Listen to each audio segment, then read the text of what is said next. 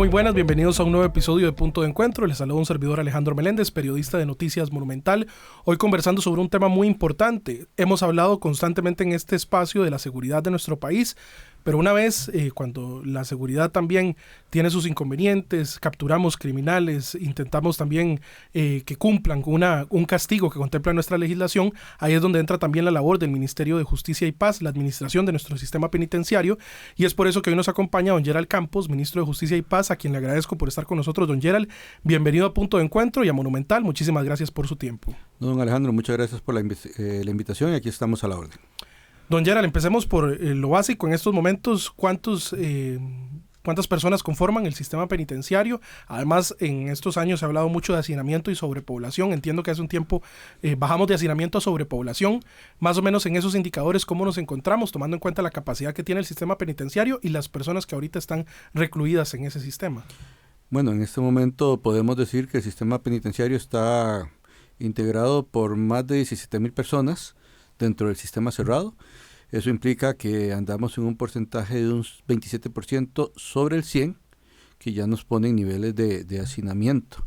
Ya pasamos la sobrepoblación. Ha sido una situación que hemos venido lidiando desde que asumimos este gobierno, con propuestas para hacer un sistema penitenciario un poco más ágil, pero hemos tenido siempre una lucha sobre establecer la metodología entre lo que nosotros queremos y lo que a veces el Poder Judicial y los jueces de ejecución de la pena nos dicen. Por una sencilla razón, no hay una ley en el país que regule de una vez por todas el sistema penitenciario, y estas posibilidades de mando de maneras compartidas han demostrado que no han sido efectivas durante todo este tiempo. Requieren modificaciones y de una vez por todas requerimos una ley que nos diga quién va a ser el responsable, a quién hay que pedirle cuentas, sobre todo cuando salen personas del sistema penitenciario que no tienen ese perfilamiento para estar afuera, pero pese a nuestro criterio negativo, los jueces de ejecución deciden ponerlos en libertad. Explícanos un poco más para entendimiento de toda la población, quienes nos ven y nos escuchan, porque efectivamente el Ministerio de Justicia da un criterio cuando se plantea determinada persona privada de libertad, si ya cumplió un tiempo, o si ya corresponde una revisión de su condición jurídica o de su condición dentro del sistema penitenciario. El Instituto de Criminología da un criterio, ¿verdad?, del Ministerio de Justicia. Exacto. Eso es evaluado por el Juzgado de Ejecución de la Pena, pero ¿cuál es como ese proceso, verdad? ¿Y qué es lo que evalúa propiamente ese instituto para decir esta persona es seguro o no es seguro que vuelva a estar en libertad o bajo un sistema un poco menos restrictivo? Yo creo que tenemos una responsabilidad para con el país. El Instituto Nacional de Criminología lo que hace es analizar perfiles de acuerdo a profesionales que tenemos nombrados dentro del instituto, que están en todos nuestros centros penitenciarios. Hablamos de abogados, criminólogos, educadores, sociólogos, trabajadores sociales. ¿Qué es lo que hacemos? Una persona, una vez que ingresa al sistema penitenciario, tiene que ser evaluado para ver cuál va a ser su comportamiento y cuál va a ser su plan de acción, a efecto de que durante el tiempo que pase con nosotros mientras cumple la pena, pueda graduarse como una persona de bien cuando sale del sistema penitenciario. Esto es algo voluntario en el sentido de que nosotros no podemos cambiar a la persona que no quiere cambiar, a la persona que no quiere reconocer que hizo mal, que quebrantó una norma de convivencia y tiene dentro de su mente ese deseo y ese interés de seguir cometiendo delitos. Entonces ahí entra nuestro personal. Y por ejemplo, para hablar de datos, en el periodo que va del 2022 al 2024, parte del 2025, el Instituto Nacional de Criminología analizó un promedio, 6,781 casos, donde nos estaban pidiendo a nosotros un criterio técnico para ver si esas personas podían o no ser cambiadas a una modalidad no de prisión cerrada, sino un semi-institucional y salir nuevamente en libertad. De esas nosotros indicamos en 6,333 casos, casi un 93.4%, que no están recomendadas, que no era recomendable el otorgamiento de esa libertad condicional, pero en muchos de estos casos, dejando de lado el criterio técnico, el juez de ejecución los dejó en libertad. Y tenemos ya datos comprobados por parte del Ministerio de Seguridad que muchas de esas personas llegan y vuelven a delinquir, vuelven a hacer daño. Entonces lo que estamos haciendo es un ciclo vicioso donde mediante una norma que le permite a un juez poner en libertad o cambiar de modalidad, no se está teniendo como obligatorio este criterio técnico. Y en la propuesta que nosotros estamos trabajando del nuevo proyecto de ley, porque usted recordará que en diciembre la ley de ejecución de la pena, el proyecto que está en la Asamblea, nosotros lo retiramos, estamos siendo muy duros y prácticamente queremos ponerle la obligatoriedad al juez de que no se puede apartar del criterio técnico.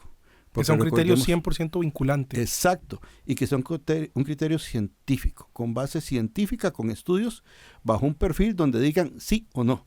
Porque recordemos que un juez es un administrador y aplicador de la ley, pero el juez no está en el día a día dentro del sistema penitenciario, y es más, puede ser que no conozca parte de nuestra labor de inteligencia para ver cuáles de esas personas están vinculadas a grupos de crimen organizado. Esa es otra de las dificultades que tenemos. A veces nosotros dentro del sistema penitenciario ordenamos el cambio de personas para que las mismas bandas no estén en los mismos módulos. Y cuando recibimos la respuesta del juzgado, es que cuando recibimos la respuesta del juez, es que nos ordena devolverlo al lugar donde nosotros decidimos cambiarlo. Y esa es la parte que a mí me ha molestado, porque yo le he dicho a los compañeros, si tenemos un equipo técnico integrado por diversas profesiones, ¿qué criterio tiene el juez para apartarse de un criterio, de un dictamen técnico profesional? Es decir, ustedes han puesto en esos criterios, esta persona pertenece a una organización criminal, a una organización debidamente estructurada, y aún así ustedes han notado que el criterio del juez de ejecución de la pena es igual, libérelo o páselo a un régimen abierto. Exacto, un régimen de libertad condicional donde nosotros ponemos no es recomendable. A pesar de que pertenece, tenemos evidencia clara y contundente de que pertenece a una organización criminal. Y lo que uno dice es que otros elementos valora el juez. Y eso es lo preocupante. Y a mí me han dicho, es que a usted le gusta pelear con los jueces de ejecución de la pena. No me gusta pelear. Pero el problema es que en muchos de estos casos las personas han salido y han cometido homicidios. ¿A quién le trasladamos el problema? Al ciudadano.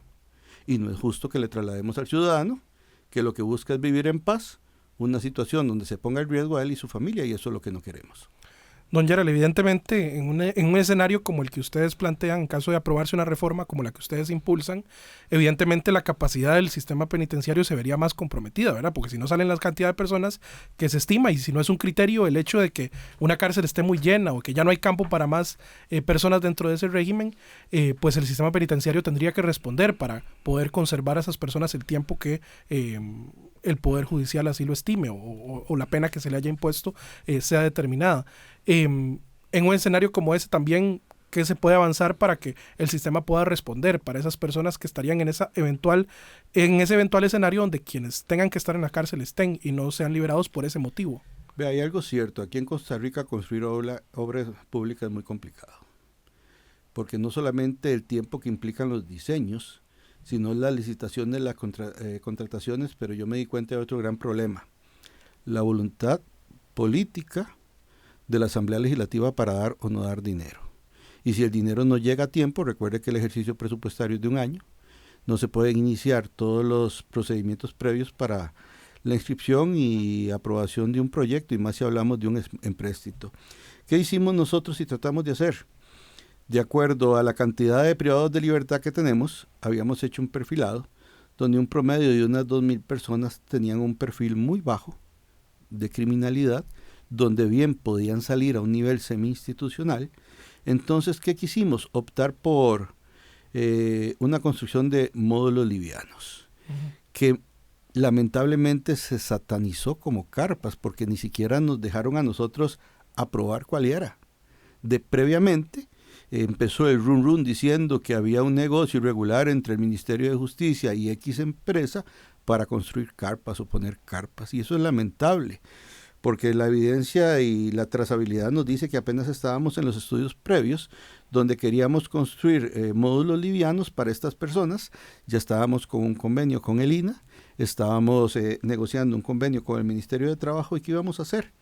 Capacitarlos para poder tener la posibilidad que cuando la persona saliera, fuera de una vez ya con un trabajo, porque ¿cuál es el otro problema que tenemos en Costa Rica?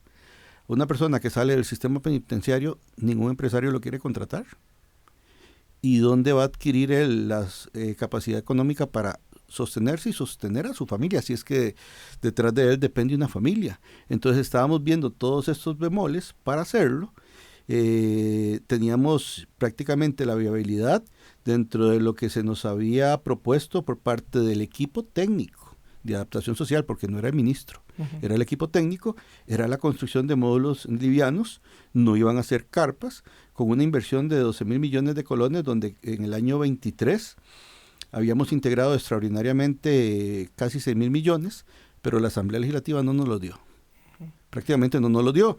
Al no dar eso, no teníamos posibilidad de crecer, pero lo más grave, no íbamos a hacer ese hueco de 2,000 personas para poder remodelar lo existente, porque hay cárceles que están muy deterioradas, tenemos un sistema penitenciario que en los últimos 25 años no se le ha invertido seriamente, pero también tenemos la necesidad de construir cárceles nuevas, que esa es en la etapa que hemos estado trabajando desde el año pasado y vamos a presentar un proyecto para ver si por medio del BID, ya va muy avanzado, ya lo tiene planificación en estudio, esperamos le dé la viabilidad en los próximos 15, 22 días, y que eso pase a conocimiento del Ministerio de Hacienda para ver si el Comité Ejecutivo que integra el BID nos avala y poder presentar ese proyecto a la Asamblea Legislativa y poder construir una cárcel con todos los requerimientos modernos que eso implica. Entiendo esto y estaremos por supuesto muy atentos a cuando o así el BID da ese aval para ese proyecto que usted me está mencionando, pero en vista como de que ahorita hay más tiempo, de que todavía la discusión presupuestaria del 2026 se ve mucho más lejos, no sé si usted va a insistir considerando los argumentos técnicos o si ya dan por perdido por el hecho de que no hay voluntad política para esos módulos livianos que usted me menciona y que impulsaron el año pasado y que no fue posible por decisión legislativa. No hay voluntad política por parte de la Asamblea, eso ha sido claro y manifiesto. Yo lamento que la discusión no fuera una discusión técnica, porque cuando hemos ido a la Asamblea Legislativa lo que hay son reproches de índole político, y yo creo que este tipo de situaciones, este tipo de temas, más hablando del sistema penitenciario, tiene que dejarse de lado el aspecto político y pensar en la situación país. Si nosotros hubiéramos tenido la posibilidad y esos dineros en el 23, ya hoy tendríamos una capacidad de 2,000 personas que estarían siendo capacitadas y con oportunidades laborales cuando salen. ¿Y por qué hablo de perfil un poco liviano? Y yo quiero poner un ejemplo que lo he comentado en diversos foros y en diversas reuniones. Yo puedo tener, hablando de homicidios, 3 tipos de homicidas. Uno, el que pertenece al crimen organizado. Aquel que llega, el sicario que lo contratan, que ese es muy difícil que cambie. Y requiere estar obligatoriamente dentro del sistema penitenciario cerrado desde el momento en que se le detiene, esperando juicio y con la condenatoria. Porque prácticamente son hechos muchos de esos casos casi agarrados en fragancia. Aquel otro, que va a cometer un robo, y por el nerviosismo, por la situación, se le escapó el tiro, mató a alguien, pero dentro del proceso nos demuestra el arrepentimiento, no pertenece a un grupo de crimen organizado, ha cumplido ya más de la mitad de la pena y quiere reintegrarse a la sociedad como un hombre de bien. Y el tercero, aquel padre de familia que mató a quien le violó la hija. Y lamentablemente con el sistema que yo tengo ahorita, a los 3 tengo que tenerlos en el mismo módulo y darle las mismas condiciones. Por eso yo digo que hay que hacer etapas con niveles diferenciados para tratar a las personas de acuerdo a su perfil. Y esta persona, padre de familia, que en un momento de cólera llega y le quita la vida a otro por defender a su hija y pese a eso es condenado, yo creo que el sistema penitenciario debe ser un poco más amigable y darle todas las condiciones para evaluarlo, poder rápidamente decir que es una persona que no le va a causar daño a la sociedad y que siga con su actividad habitual bajo un nivel semi-institucional o bajo un nivel de monitoreo electrónico. Son las cosas que hemos querido nosotros tratar de cambiar, porque así como hay en ese tipo de delitos diversos tipos de personas con diversos tipos de perfil, los podemos sacar en todos los delitos, y es lo que nosotros hemos querido dar a entender, pero es complicado cuando uno, desde un punto de vista técnico, empieza a discutir temas con personas que no conocen la materia. Don Gerald, devolviéndome a ese proyecto que usted me menciona que están intentando avanzar con el BID, que todavía tiene que verlo Mideplan, ¿verdad? Le entendí, y también Hacienda.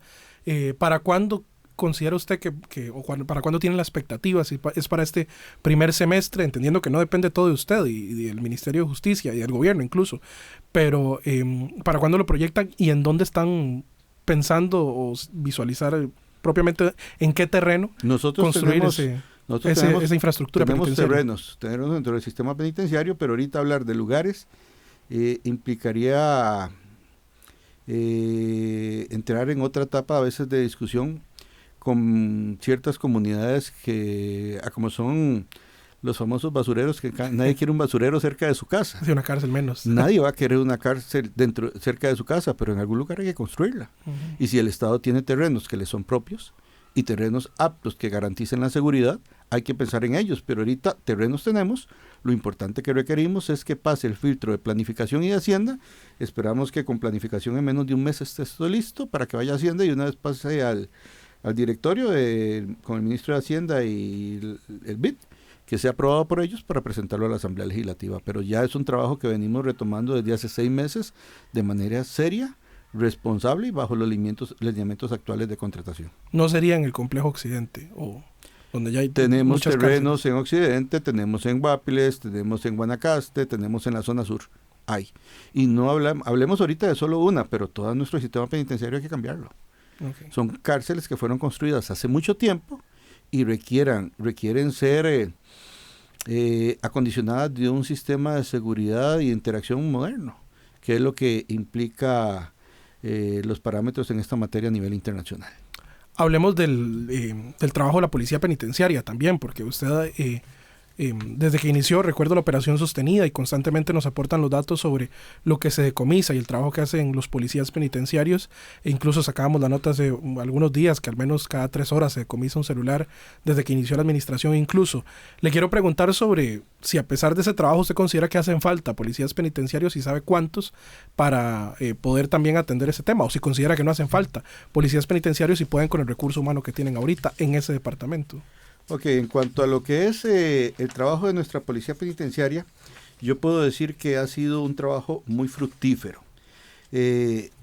Iniciamos el 8 de mayo con un proyecto que es la intervención policial, la operación policial sostenida. Uh-huh. Al día de hoy, desde que iniciamos, llevamos casi 13.900 operativos en todas nuestras cárceles del país, un promedio entre 13 a 14 diarios. ¿Qué nos ha permitido eso?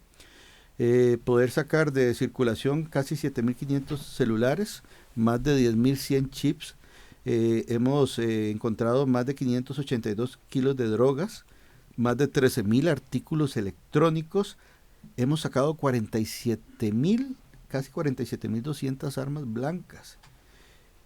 Eso ha tenido un punto a nuestro favor de mantener el control desde los centros penitenciarios y de quitar esa frase de que los centros penitenciarios eran call centers. Y prueba de ello fue uno de los últimos operativos que hizo la Policía Judicial, donde se determinó que el call center no estaba dentro del centro penitenciario. ¿Por qué? Porque nosotros estamos actuando con inteligencia policial, hacemos todo un análisis previo, hemos tratado de pedir ayuda a las autoridades del Poder Judicial para que nos den insumos y poder nosotros técnica y científicamente establecer los días y las horas en que tenemos que hacer los operativos, pero lamentablemente hemos tocado con una pared. Pero yo le mandamos una nota al director del OIJ para que nos compartiera por lo menos los centros, los días y las horas en que ellos, con base en su investigación, habían determinado que se estaban activando los celulares dentro del centro penitenciario, y lamentablemente la respuesta, y yo tengo la nota, firmada por el subdirector, es que esa información no nos la pueden dar porque se violenta el artículo 295 del Código Procesal Penal, lo cual yo no comparto porque yo no le estoy pidiendo datos de la investigación, yo le estoy pidiendo parte del análisis para poder yo actuar. Pero pese a eso, hemos mantenido el control, se han reducido la cantidad de riñas y pleitos dentro del sistema penitenciario y la cantidad de heridos, porque fueron más de 47.000 armas blancas encontradas y sacadas del poder de ellos. Usted sabe que cuando las personas ingresan al sistema penitenciario, ellos no dejan de ocupar el puesto de liderazgo que tenían dentro de su agrupación criminal. Eso que se dice que llegando ahí dejan de ser líderes, eso es mentiras. Ellos siguen ocupando esa jerarquía y siguen dando órdenes. ¿Y esas órdenes cómo las dan? Ellos reciben visitas de sus abogados. Ellos reciben visitas de sus familiares. Y nuestro sistema, nuestro ordenamiento nos obliga a tener teléfonos fijos donde ellos realizan llamadas y nadie controla esas llamadas. No sabemos lo que ellos se comunican. Lamentablemente han satanizado eso diciendo que es a través de los celulares. No es a través de los celulares solo. No También tienen que esforzarse tanto. no tienen que esforzarse tanto. Y esa es la situación que nosotros hemos venido denunciando y hemos venido trabajando también con las operadoras que dan los servicios de telefonía celular. Porque curiosamente Costa Rica es un país donde se aprobó una ley que la responsabilidad del bloqueo no le corresponde al Estado, le corresponde a las operadoras. A las empresas. A las empresas. Y en enero de este año tuvimos una reunión, hemos hecho ya monitoreo con Sutel, que nos ha costado, pero ya han llegado, y les dijimos a ellos, si no verificamos que el bloqueo se da en un porcentaje que sea aceptable, a ustedes los vamos a acusar por desobediencia a la ley. A ese nivel hemos tenido que llegar, porque nosotros no somos operadores de las empresas telefónicas para poder activar los niveles. Ellos lo que nos han dado de respuesta es que si activan más el bloqueo, los vecinos son los que se molestan. Y es ahí donde yo pregunto, ¿qué fue primero, un centro penitenciario o la construcción de residencias? La persona que optó por comprar una casa, un terreno y construir a la par de un centro penitenciario, debió prever esa situación, ¿verdad? Pero es un aspecto que hemos venido trabajando y ha sido muy provechoso y exitoso. Y tenemos un nivel de cero tolerancia. Hemos encontrado policías de nosotros, no lo voy a negar, con inteligencia hecha por nuestra unidad de investigación administrativa interna, no investigación policial, donde hemos encontrado policías que han ingresado con droga, que han ingresado con teléfonos, inclusive con cables, con chip, y todos esos los hemos denunciado, y ya hay, si no me equivoco, 29 policías procesados denunciados ante el Ministerio Público. Desde mayo 2022. Exacto. Don Gerald, un par de cosas para no sobreinterpretar sus palabras. El bloqueo de señal en las cárceles no está funcionando. Sí está funcionando, más. Es curioso, yo cada vez que entro a un centro penitenciario se me bloquea inmediatamente. Ok. Y esa es la parte que uno dice, ¿qué más requerimos? Pero igual. Entonces, ¿por qué pueden llamar desde las cárceles? Por internet, si tienen internet. A veces hay personas que dan señal Wi-Fi externas, que es lo que estamos ya en la segunda etapa con las operadoras, pero indistintamente, si ya lo pueden hacer con teléfono fijo, ¿cuál es la diferencia? ¿Les puedo prohibir el teléfono fijo? A eso iba. O las visitas. No sé si prohibirles el teléfono fijo, pero que justicia o la policía penitenciaria o quien sea pueda monitorear esas llamadas. No podemos, sería inconstitucional. No, pero esa es una modificación que usted cree que hay que hacer. Hay que hacerla a nivel de Constitución, pero también interpretación de la Sala Constitucional, que se ha vuelto muy garantista sobre los derechos, el respeto a los derechos fundamentales de los privados de libertad, y yo ahí entro en una discusión. ¿Cuál derecho fundamental debo proteger yo primero? ¿Los de los ciudadanos que se han comprometido a cumplir sus normas de convivencia de manera pacífica, o aquellos que han ocasionado un mal a la sociedad? Pero aquí se parte por igual a todos y se les concede igual de derechos a todos, y cuando nosotros queremos restringir en horarios, en visitas, cambiándolos de módulo, siempre tenemos este obstáculo porque un juez llega, llámese de juez de ejecución o a nivel de sala constitucional, y nos hacen retroceder. Y precisamente hasta que no hay una ley donde nos dé a nosotros esa facultad de mando dentro de las cárceles que sea exclusiva, vamos a seguir con estos roces. Y es lo que yo quiero que la población entienda. Hay un momento en que nosotros no podemos ir más allá que acatar una orden de juez, indistintamente estemos de acuerdo o no. Como estas personas que son puestas en libertad condicional, donde tenemos un criterio técnico, donde lo hemos dicho en conferencias de presidencia los miércoles, hablando con nombres específicos de estos privados de libertad que son peligrosos, y aún así aquí pareciera que ese riesgo no es valorado por parte del juez al momento en que ordena esta medida. Déjame recapitular. El ministro de Justicia cree que se van a poder monitorear las llamadas que hacen los privados de libertad en los teléfonos fijos que hay en las cárceles. Que se pueda limitar, me imagino también, las visitas que tienen a familiares reducidos, o no sé cómo hacerlo. ¿Cómo cree usted que sería lo ideal, por lo menos hablando de personas que sean condenadas por pertenecer a organizaciones criminales o delitos, y que se tenga comprobado que hay una asociación ilícita en esa línea? Por eso tiene que venir una reforma donde seamos más protectores de los derechos fundamentales de las personas honestas, y más restrictivos de aquellos que quebrantaron esa norma. Y ahí lo importante es tener centros penitenciarios habilitados dependiendo del perfilado criminal que tenga esa persona. En este momento el sistema me obliga a tenerlos todos juntos. Y a partir de ahí, ellos conviven en módulos y se vuelve muy complejo para nosotros. Quisiéramos tener esa mayor posibilidad, pero esto se va a solucionar una vez que tengamos esta oportunidad de construir más cárceles con sistemas de seguridad modernos, donde podamos poner a estas personas, dependiendo de su grado de perfil que tengan, en lugares más controlados o menos controlados. Me acabo de percatar, no sé si ocupan más policías penitenciarios o no. Vea, en este momento nosotros tenemos, con las plazas que ha aprobado este gobierno, 4.713 plazas. De esas estamos ocupando casi 4.200. Quedan pendientes de llenar 549. ¿Por qué quedan pendientes? Porque en el mismo flujo, en el mismo cambio, hay personas que se enferman, se incapacitan, se jubilan, otras lamentablemente fallecen, y el proceso, sí, o renuncian, o los detenemos por haber cometido hechos graves y terminan renunciando. Entonces, ese proceso de contratación no es tan fácil. Primero, cuando iniciamos, porque el salario no era competitivo. El policía penitenciario ganaba menos de 500,000 colones. Con la reforma que hicimos y con el gran apoyo que dio el señor presidente de la República, logramos subir ese monto a las nuevas contrataciones a más de 815,000 colones. Un monto considerable y un salario bastante bueno comparado con lo que tenemos en esta zona demográfica para las personas de primer ingreso. Entonces, ¿qué implica?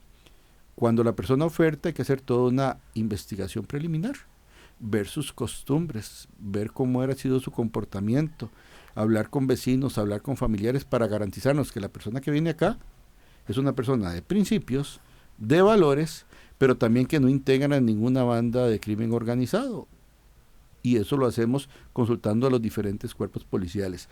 Una vez que pasa eso, se tiene que hacer una prueba psicológica que va a determinar por parte de profesionales si la persona es apta o no para ocupar un cargo policial. Una vez que nos dicen que sí, va un proceso de capacitación en la Academia Nacional de Policía, que está a cargo del Ministerio de Seguridad, junto con los demás policías de los otros cuerpos policiales, una capacitación entre 6 y 9 meses, y a partir de ahí ya los podemos poner a laborar dentro del sistema penitenciario. Entonces, hemos sido prudentes con las plazas que hemos pedido para poder llenar en el año esas plazas con la capacidad estructural que tenemos por parte de la Oficina de Recursos Humanos para hacerle frente, porque nada me vale a mí que me den 1,000 plazas si el sistema no me permite llenar más de 200 o 250 por año. Entonces hemos sido prudentes. Sí requerimos más plazas, pero eso se va a hacer conforme vayamos remodelando en su estructura el sistema penitenciario, y más con estos proyectos que vienen, que queremos obviamente otorgar más plazas, pero no perder la experiencia de esta gente que ya por años ha trabajado con nosotros y que tiene que convertirse en formador de esta nueva generación, porque trabajar dentro de un centro penitenciario no es fácil. No es Estamos para hablando claro. Personas que pasan 7 días ahí por 7 días libres, y no se puede comparar también con el trabajo que hacen otros cuerpos policiales, donde en el día a día andan en su patrulla, andan en la calle, pueden hablar por celular, pueden entrar a un supermercado. Ellos no, desde que ingresan ahí, prácticamente cumplen su jornada y luego van a su casa. Don Gerald, de esas 549 plazas, preciso, para que todavía no han llenado para este año, para el próximo, ¿cuándo proyectan llenar esas plazas? De acuerdo al procedimiento que usted me explica, evidentemente es denso para poder llenarlas. Con este procedimiento ya hemos llenado, porque recuerde que conforme van saliendo estas personas en estos años, eran casi 700 plazas. Llevamos un promedio de 300, este año vamos a terminar con otras 300. Implica también todas las coordinaciones con el Ministerio de Seguridad Pública y con la Academia para que inicien ese proceso de formación. Y también tenemos un rezago, que ya lo estamos hablando en Presidencia, de más de 600 servidores policiales nuestros que empezaron a trabajar en gobiernos anteriores y no les dieron nunca cursos de capacitación. Ellos tienen la experticia en la práctica, pero les falta la parte de la academia, que esperamos poder concluirla en diciembre de este año para que todos queden debidamente graduados, ganando el salario de acuerdo a sus competencias y requisitos académicos. Don Gerald, en noviembre anterior nos visitó el presidente de El Salvador él hizo comentarios sobre el sistema penitenciario de Costa Rica, dijo que iba incluso a emitir un informe. No sé si ustedes ya recibieron ese informe o si han intentado avanzar con algunas normas que él recomendó o propuso, que a lo mejor no requieren de alguna reforma legal. No sé si se ha hecho un seguimiento sobre esos comentarios o ese informe que anunció el presidente Bukele en ese momento. En cuanto al sistema penitenciario, él el informe y las recomendaciones que dio las hizo el mismo día de la visita que hizo a Reforma. Después de la visita tuvimos conferencia de prensa y él me dijo: señor ministro, yo de verdad no puedo recomendarle a usted nada en cuanto al sistema penitenciario, usted lo tiene claro. El problema suyo es que no cuenta con el peso legislativo de normas para poder mandar y con la posibilidad de tomar decisiones dentro, porque aquí hay un gran vacío y hemos venido lidiando contra los grupos de crimen organizados. Tenemos en formación una unidad anticorrupción para lidiar con todavía los oficiales o personal del sistema penitenciario que ha querido cambiar sus principios y valores, pero tras de eso tenemos que lidiar con una asamblea legislativa que no ha querido fortalecernos a nosotros ni escucharnos, y un poder judicial donde sus jueces de ejecución toman decisiones contrarias a nuestro equipo técnico. Entonces es una lucha como del perro amarrado contra el león suelto. Es complicado, pero aún así nos hemos amarrado la faja, hemos sido estrictos, mantenemos el control dentro del sistema penitenciario, ya hemos hecho mejoras en infraestructuras. En unas próximas semanas vamos a estar inaugurando unas ahí en Reforma que después vamos a estar avisando. Hemos hecho remodelaciones en Liberia, ciertas en Limón y otros lugares, con lo que hemos podido hacer teniendo la gente dentro del sistema penitenciario. Y es que yo le doy a usted un ejemplo muy claro. Usted en su casa, si usted quiere cambiar el techo de su casa, usted tiene que sacar a su familia. ¿Yo cómo hago? En algo tan sencillo, ¿cómo hago? Los dejo a la intemperie, que se mojen, que reciban sol. Por eso era la necesidad de construir estructuras livianas para hacer un hueco, digo yo, para que todo el mundo lo entienda, de 2,000 cupos y poder reformar estos pabellones que albergan entre 100 y 150 áreas completas, cambiarle la cara, darles mejores condiciones de seguridad y poder ir avanzando en la casa que ya tengo. Pero ni eso me permitieron. Unas últimas 2 preguntas, don Gerald. De esas 17,000 personas que usted me indica forman parte del sistema penitenciario, ¿cuántas usted diría que son muy peligrosas, por ponerlo en palabras y términos sencillos, de que 100% tienen que estar ahí? ¿Usted diría que todas las personas que están ahí de verdad le hacen un daño a la sociedad y no deberían, por lo menos en el corto plazo, estar en libertad? Vea, hay un nivel institucional con 17,549 personas. De esas nosotros responsablemente habíamos perfilado unas 2,000, las primeras 2,000. Pero eso va variando dependiendo de cómo se dé el comportamiento de ellos con sus obligaciones y compromisos académicos y de comportamiento dentro de la institución. Entonces yo no puedo referirme a una persona de recién ingreso. Yo tengo que analizarla. Tienen que venir los expertos a valorar su comportamiento, su cambio mental, analizar todo su entorno, dónde cometió el delito, si integraba o no integraba una banda de crimen organizado, si se sigue comunicando con ellos, si sigue siendo violento dentro del sistema, si ha querido voluntariamente someterse a posibilidades laborales dentro del sistema o no. Entonces son cosas que nosotros valoramos y por eso partimos de un grupo preliminar de 2,000 que va a ser como un plan proyecto para ver cómo se comportaba a la espera de lograr ese cambio que quiere la sociedad, que es que una persona que sale del sistema penitenciario sea una persona que se integre nuevamente y no vuelva a recaer. Pero ahí necesitábamos del apoyo del sector privado, que tiene que darles oportunidades laborales. Si no se las da, se vuelve muy complicado, y por eso era la alianza con el INA, que activamente colabora con nosotros. Tenemos al Ministerio de Educación con nosotros, tenemos a las universidades con nosotros que dan becas para privados de libertad, y nos faltaba el sector empresarial, que ya lo empezábamos a negociar con el ministro de Trabajo, pero no se dio. Es uno de los cambios que queremos hacer con la nueva legislación, porque la gente mala que no quiere cambiar, esa es la que tiene que estar adentro, y hay mucha gente adentro que bien puede hacerse merecedor de este otro tipo de nivel, dentro del programa cerrado para poder salir con una oportunidad laboral y ser una persona de bien, que era lo que queríamos.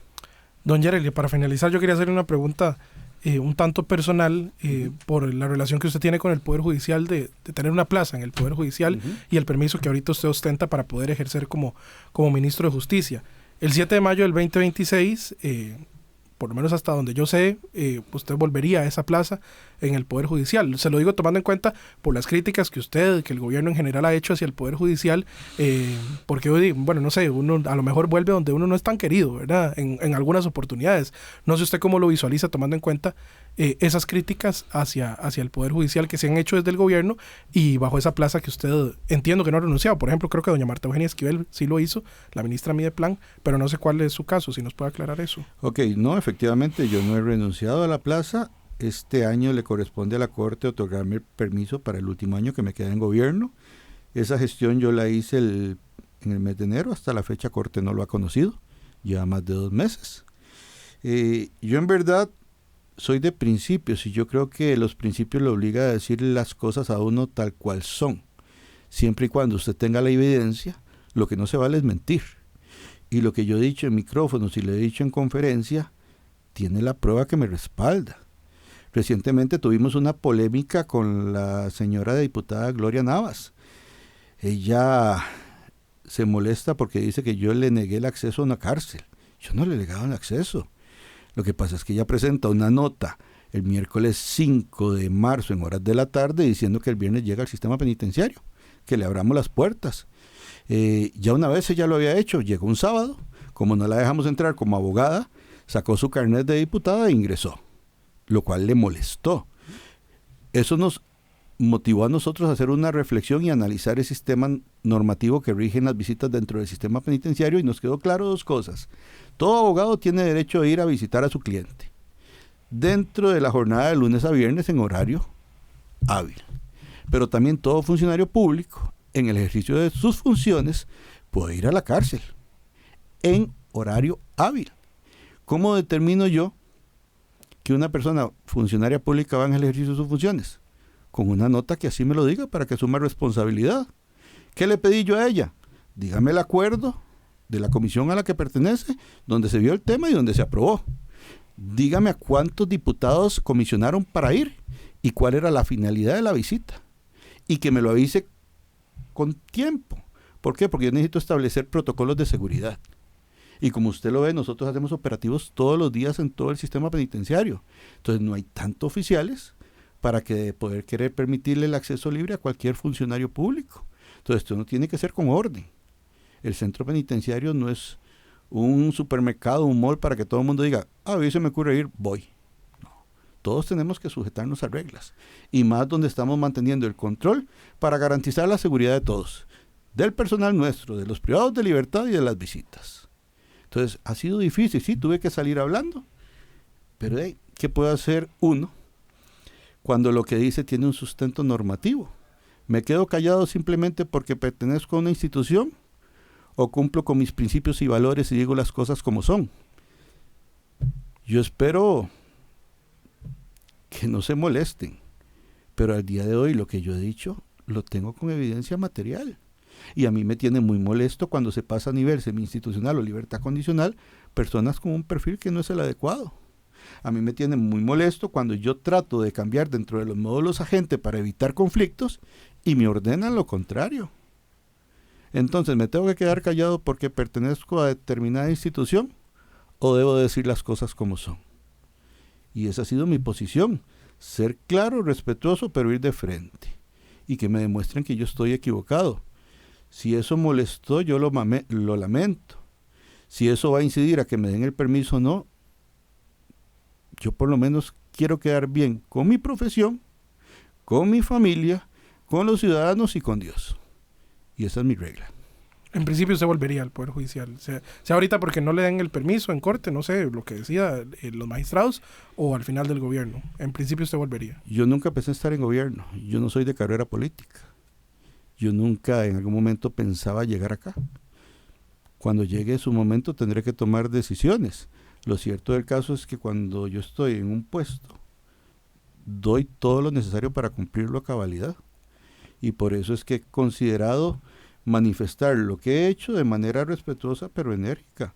Porque hay algo cierto, no se vale que digan que las personas que se liberan es culpa del sistema penitenciario solamente. Hay otros actores. ¿Y qué pasa con la corrupción? Usted ha visto que del lado del Ministerio de Justicia hemos pasado a las autoridades judiciales 28 personas que cambiaron sus principios y valores. ¿Quién más lo ha hecho? ¿Y dónde está esa responsabilidad social de todo funcionario público de denunciar a aquellos corruptos que ostentan un puesto público? Son muy pocos los valientes. Don Gerald, muchísimas gracias por su tiempo y éxitos en su gestión. Muchas gracias y estamos a la orden. Era don Gerald Campos, ministro de Justicia y Paz. Nosotros nos escuchamos en el próximo espacio de Punto de Encuentro.